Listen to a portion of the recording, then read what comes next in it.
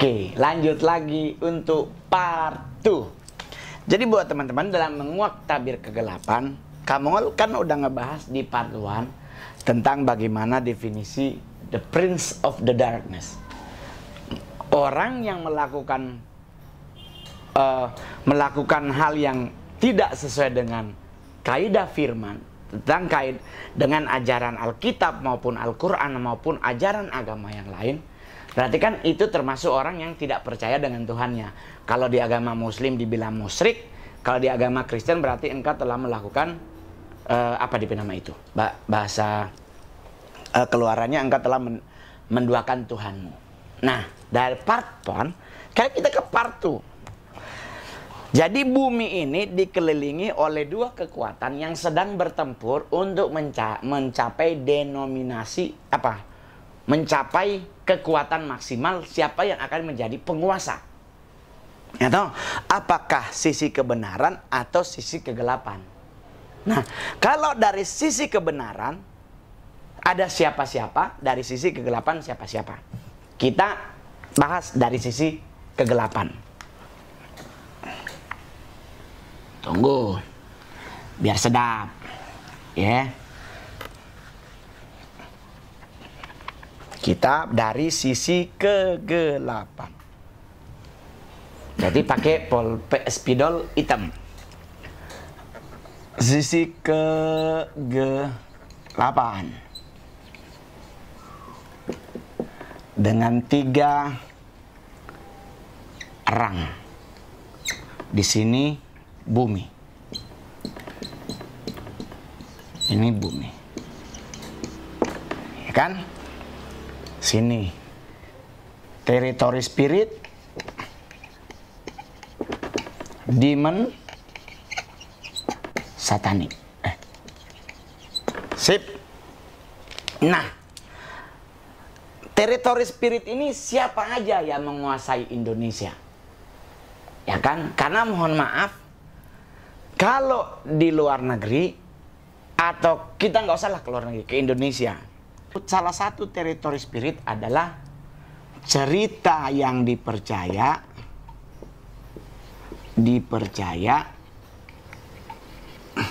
dan menjadi sebuah kebenaran. Jadi kebenarannya pun belum absolut, belum mutlak. Jadi teritori adalah sebuah cerita yang dipercaya menjadi sebuah kebenaran, tetapi kebenarannya belum tentu mutlak. Itu teritori spirit. Kalau demonik ini ada kurang lebih 72 dan kurang lebih 1/3 yang menjadi dark angel. Ini kalau di agama Kristen ditulis bahwa di saat pemberontakan terjadi 1/3 malaikat Tuhan dibuang oleh Tuhan, dan itulah menjadi malaikat kegelapan. Kenapa ada 72? Karena 72 ini adalah malaikat kegelapan yang pada posisi sebelum dibuang punya tingkatan level tertinggi. Dulu mungkin kepala, kalau istilah sekarang mungkin mereka dulu adalah para menteri. Menterinya Big Boss. Ya kan? Ya kan, Tuhan di surga tuh punya malaikat yang menjadi pelayannya. Nah, itu kan ada ordo-ordonya. Itu Lucifer dari ordo Serafim, ada ini dari ordo ini dari ordo ini, yang punya tugas dan job description yang berbeda-beda. Jadi di hierarki demonik, inilah yang menjadi hierarki tentang malaikat kegelapan yang menguasai atmosfer bumi yang akan berperang bersama dengan malaikat yang di sisi kebenaran. Baru kalau sisi satanik, ada sisi yang namanya The Nine Lord. The Nine Lord. Ini adalah dedengkotnya satanik. Jadi di satanik itu ada 9 Lord. Karena maksudnya gini, dia menggunakan sistem hierarki kingdom. Kingdom hierarki.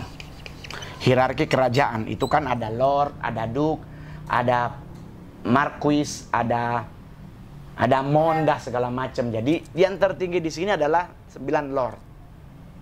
Baru di bawahnya ini kalau di level 2 ada yang lord, ada juga yang duke. Tapi yang di 9 ini adalah yang paling besar. Siapa aja yang paling besar? Kita bahas sisi di atas. Kalau sisi di sisi demonik 72, habis baterai handphone, habis baterai kamera. Nanti kita bahas di lain kesempatan. Tapi kita bicara tentang satanik, tentang 9 orang ini. Oke coy, biar waktunya nggak panjang. Sip, hapus mana? Oke, Kingdom Authority. Kita sisi dari The Dark Angel, dari sisi satanik. Ya, ini udah nggak usah dulu. The Nine Lord. Yep. Berbentuk seperti begini untuk nyari tahu lebih gampang. Ya Tuhan, soalnya kamu nggak jago gambar. Tunggu hapus lagi, kurang cakep itunya mata anginnya. Jadi seperti ini, sip, sip, sip, ya. Hah, bagus lah. Dah, ini. Karena kalau kita pelajari mata angin, ada 9 titik. Ada titik inti, ada 16 titik reguler. Tuh. Di titik timur, kan ini mata angin utara, timur, selatan, barat. Titik timur ada yang namanya Lucifer. Dia adalah Lord of Lust. Ya kan? Di titik kiri, di alur barat, ada Belial. Oke, terlalu besar ini tulisan The Nine Lord. Biar The Nine Lord. Oke, titik utara ada namanya Asmodai atau Asmodeus. Dia adalah Lord of Destroy. Lord of Destroy. Baru di titik Belial dia apanya? Titik Belial adalah Lord. Di titik barat tadi ya lupa. Lord of Power. Yep. Di titik selatan ada namanya ada namanya Leviathan.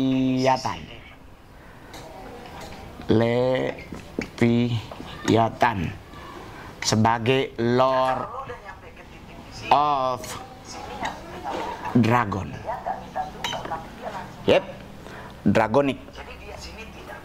Baru di titik yang satu lagi antara utara dengan timur ada namanya Astaroth. Dia adalah Lord of Magic. Baru antara utara dan barat ada namanya Baal Berit sebagai Lord of Knowledge. Baru antara barat dengan selatan ada namanya Beelzebub sebagai Lord of Flies. Antara selatan dan timur ada Baal sebagai Lord of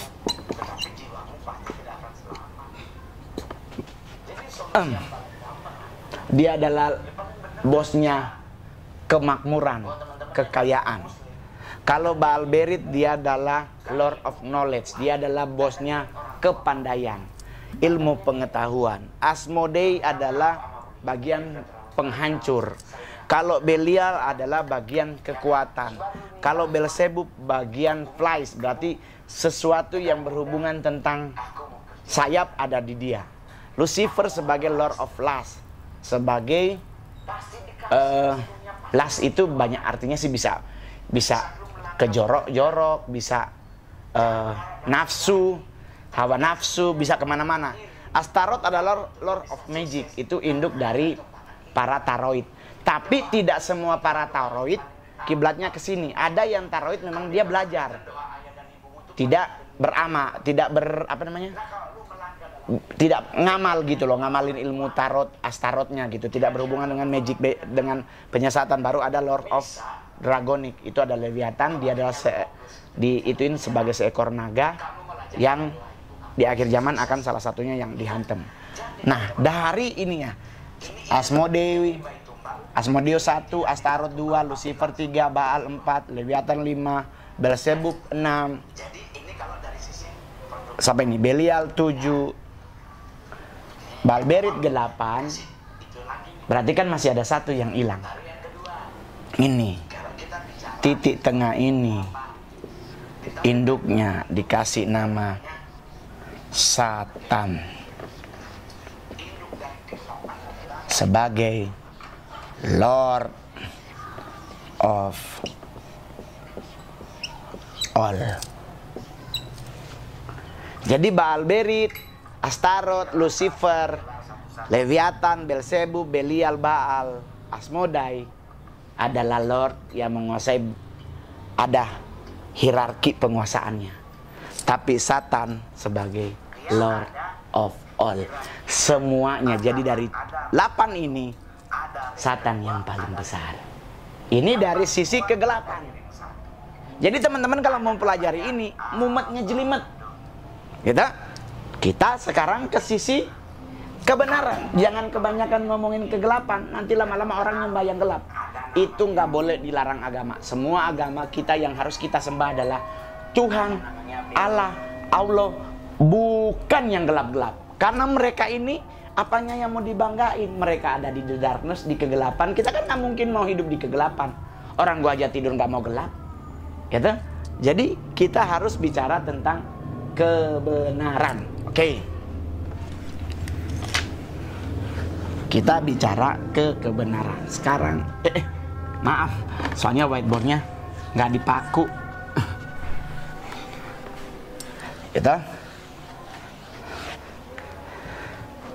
Kita bicaranya kebenaran. Ini bumi, ini bumi.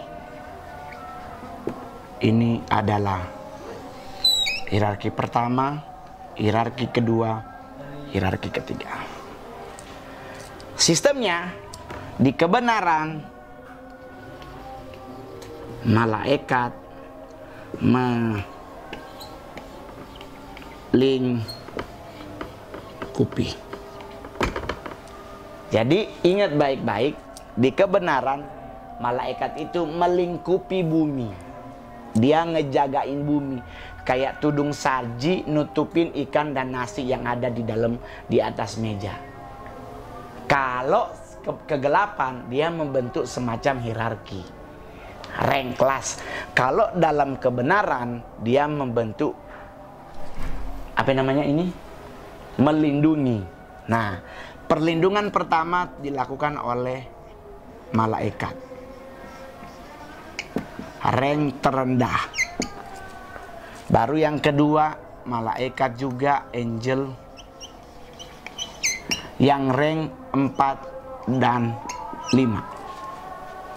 Baru yang pertama yang melingkupi adalah malaikat ring 1 dan 3.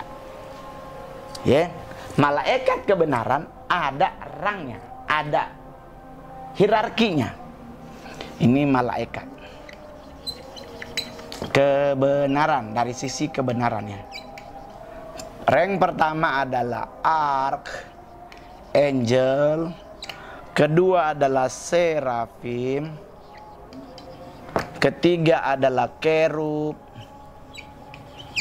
keempat adalah tur, kelima adalah par, keenam adalah malaikat. Sip. Ingat, Ini yang keenam. Ini level 6. Jadi malaikat yang menjaga di ring paling luar adalah malaikat yang paling kuat. Yang ada terkenal namanya Mikael, Gabriel, kalau di bahasa di agama Muslim dibilang Jibril, ada banyak. Kalau mau disebut satu-satu bisa 6 jam konten kita, baterai gua habis. Kalau di link 3 ini ada Ariel sebagai Lion of God. Terus ada di baris di sini baris ketiga di ring ini ada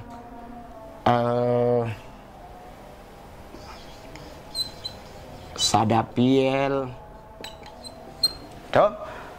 Jadi yang berkuasa di level terluar adalah malaikat yang paling kuat. Lucifer, seraf kan ini ada 3 nih, ada 6 tuh. 1, 2, 3, 4, 5, 6. Ada 1 yang nggak kelihatan jaga. Namanya serafim. Serafim tidak menjaga bumi, tetapi serafim bertindak sebagai, bagaimana caranya? Hapus dulu hapus. Whiteboardnya kecil, soalnya duitnya masih dikit. Jadi kamu mau naikin subscribe dan viewer biar kamu bisa beli whiteboard lebih besar. Jadi beli kamera lagi 1, jadi kamu bisa ngebahas lebih panjang lagi. Di manakah Lucifer serafim berada? Ini adalah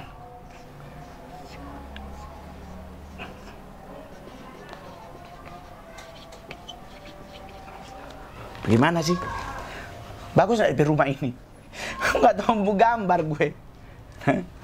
Nih, di mana posisinya Lucifer? Posisinya malaikat serafim. Di sinilah dia berada. Nih istana Big Boss. Yep. Serafim ada di sini. Jadi serafim adalah orang yang ada di dekat Big Boss. Serafim tidak ikut menjaga bumi. Serafim justru yang ngejagain bos. Karena kalau serafim tidak jaga bos, tahu-tahu bos besar error, langsung kita kiamat sayang. Jadi serafim adalah malaikat pemuji, ordo pemuji dan pemusik yang membuat bos besar bahagia.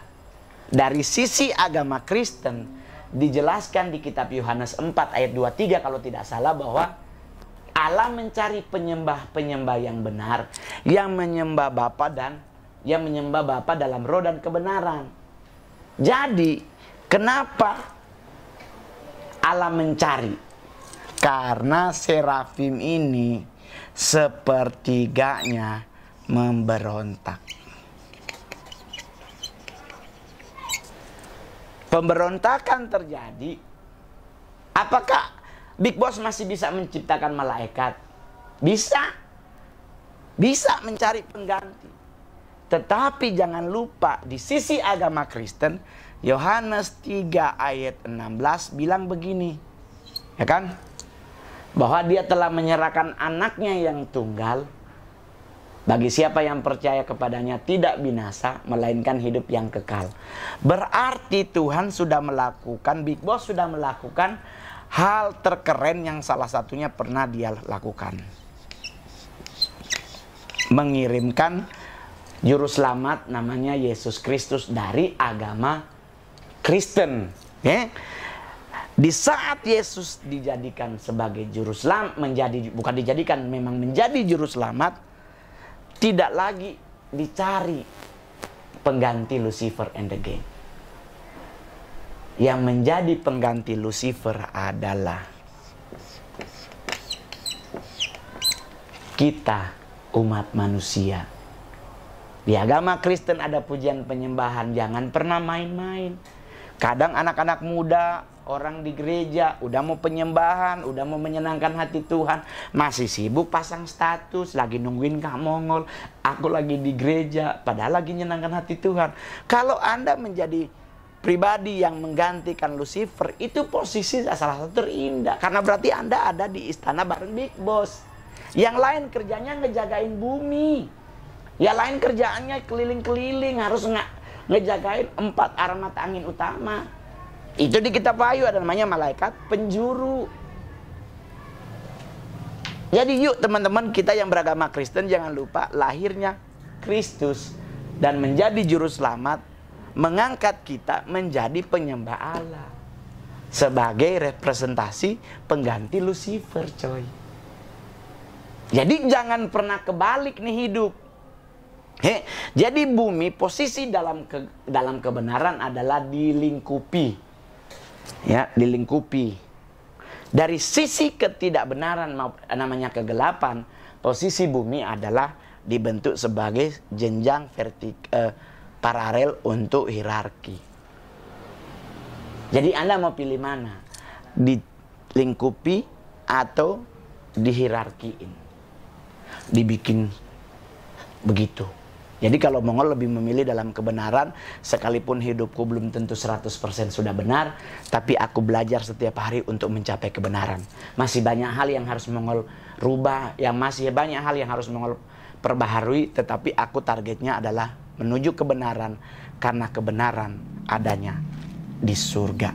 Di kita, kalau kita berhasil dalam kebenaran tersebut dan kita dibenarkan dan dikuduskan oleh Tuhan, kita akan mencapai tujuan akhir kita adalah surga.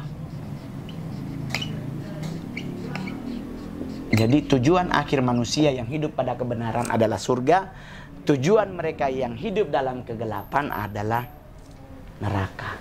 Oke coy, masih ada part 3. Jangan lupa, kita ketemu lagi. Jangan lupa di subscribe, di like, komen, share, dan loncengnya. Oke, pokoknya subscribe dan tonton. Mau di share ke siapapun boleh. Karena Kak Mongol rencananya mau pingin beli whiteboard yang lebih besar. Jadi bisa dibagi 2, kebenaran nggak pakai dihapus-hapus. Thank you, bye-bye, bye-bye.